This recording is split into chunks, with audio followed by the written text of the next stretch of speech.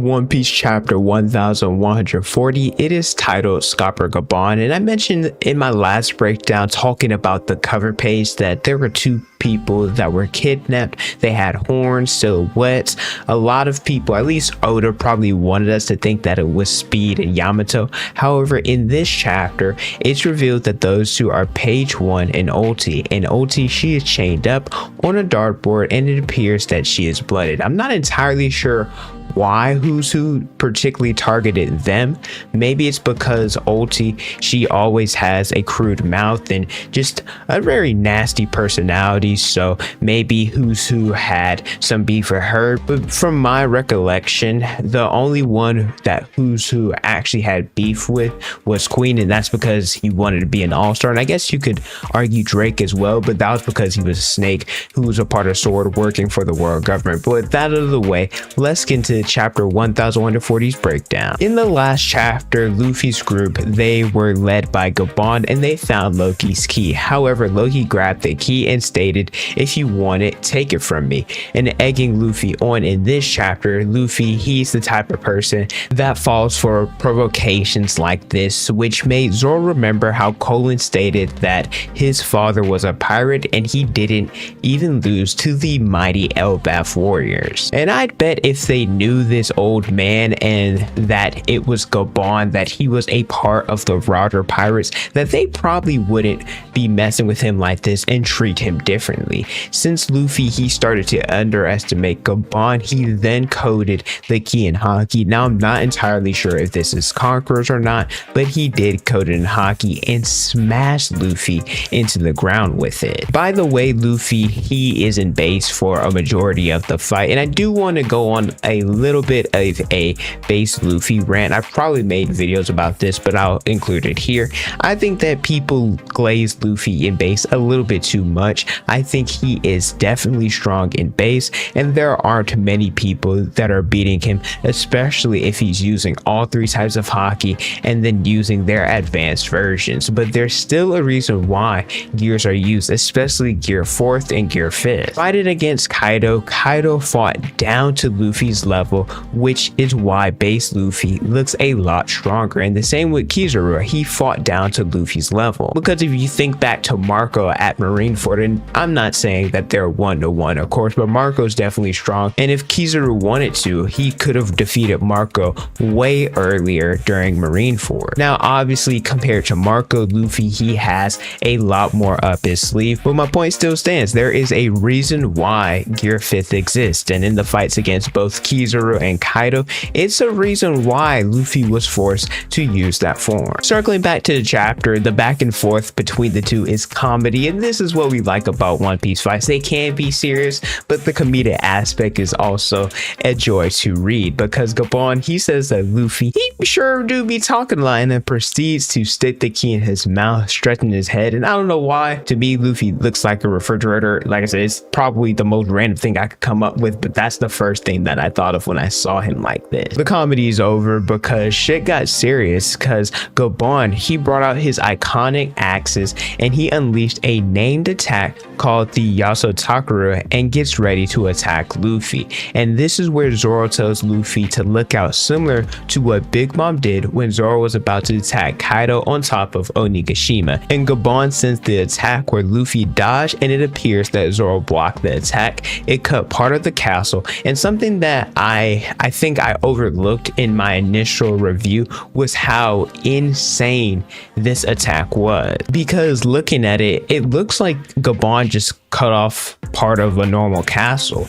and characters, they do stuff like this all the time, so why is it so impressive? But then I forgot that we're at Elbaph, so the castle was built to fit a giant, so the attack is even more impressive because of the scale that it actually is. And so because Gaban got serious, this caused both Luffy and Zoro to as well, since Luffy went into his gear 5th and Zoro coated his blades black. The Conqueror's Haki that is being emitted, it's probably from Luffy, because we know every time that he goes into this form, he exudes Conquerors. And I really do wish that Zoro would have been able to unleash his King of Hell, had the green Haki coming out of his swords. I think that would have been even cooler, but hey, it is what it did. As the two started getting serious and they're ready to attack Gaban, he raised his hands. He was like, hey, I give up.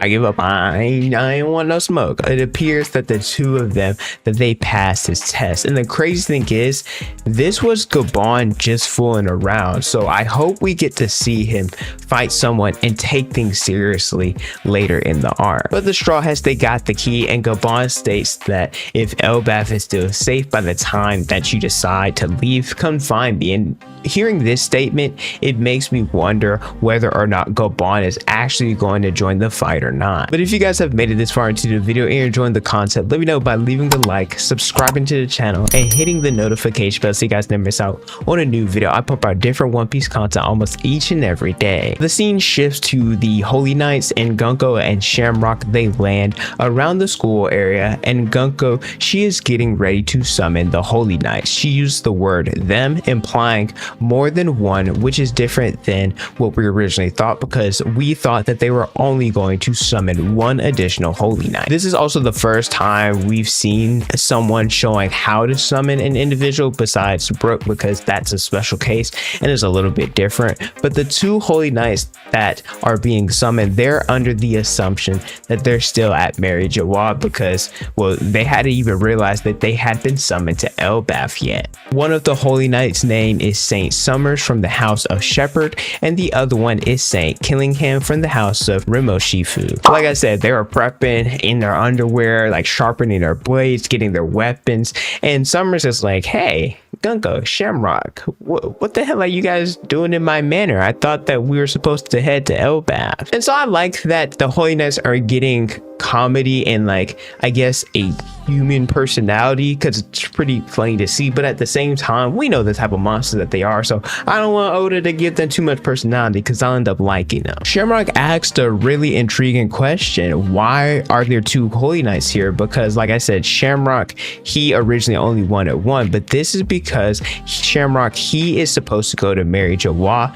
and these were orders from above, and I assume that that means it's the Gorosei, because the Holy Knights and him being the commander, there ain't really many people that's going to be ahead of him. And I wonder if the specific Holy Knight or the specific Gorosei member that wants him to return is his father, Figolin Garland. If Shamrock does go back to Mary Jawa, I'm not gonna lie, I'd definitely be a little bit disappointed. I believe in the Holy Knights. I think that they're gas. I think that they're going to be a phenomenal group. But at the same time, well, for someone that looks like Shanks, and for him not to have met Luffy yet, well, number one, that would be really disappointing. Number two, leaving the interaction after he unleashed his blade on Loki and then said, hey, if you survive this, come and find me and I'll fight you. And then him, he's not running away, but then him leaving, and because we know Loki, he's going to survive that. So the fact that there wouldn't be an interaction after that, well, that's another thing that I'd be disappointed in. And then number three, I think the Holy Knights are strong, and we obviously don't know what Summers and what Killingham can do, but we can all agree that they're not Shamrock. And so as a threat level, I think that the Holy Knights significantly drop, because we assume that Shamrock is on Shanks's level, or at least is slightly weaker, or could be slightly stronger. We don't know. So I really do hope that someone or something stops Shamrock for leaving, because like I said, if he's not in this arc after we just got teased and blue balled, that definitely would suck. Another thing, Summers, he mentioned, were they visiting Harold's grave or something? So I've been calling this since the get-go. Harold is a snake. Harold is a snake. He's an op, and fuck him. I'm glad that he's dead. The reason why I've been on this train is because the high praise for Harold and the slander for Loki, it just seemed too in your face and a little bit too forced. Harold was definitely a Holy Knight, or he had some connection to the world government, more specifically connections to the Celestial Dragons. The chapter ends with the Holy Knights that they're finally in their uniforms and they're ready to go, and it looks like they plan on taking the kids back with them to the Holy Land, and they'll have to do this by boat since those without the mark, they can't go through the abyss, which is the teleportation that has been displayed over the past 2 arcs by the Celestial Dragon. Shamrock also says you can make a game into this, and hearing this statement, I immediately thought about God Valley and how they would compete in a hunting game every 3 years. Not only that, but there are other ways that Celestial Dragons gain entertainment, like forcing people to eat devil fruits, etc. The game is obviously going to involve the Elbaph children, but I wonder if either the Straw Hats or the other giants, they'll be involved as well. Like there's a point system or something. If you have get a child, it's 1. If you capture a Straw Hat, it's 2, and then the giants 3, etc. But that's it for chapter 1140. Pretty good stuff. It looks like the next couple of chapters we're about to get to business. Luffy got the key. The Holy Knights have made their move. I am excited. I really am. But let me know how you guys feel about this chapter in the comment section below. Thank you guys so much for watching. Don't forget to like, comment, and subscribe. Hit the notification bell so you guys never miss out on a new video. Follow my Instagram, Twitter, and TikTok is on the screen and in the description below. Thank you guys so much for watching, and don't forget to unleash your potential.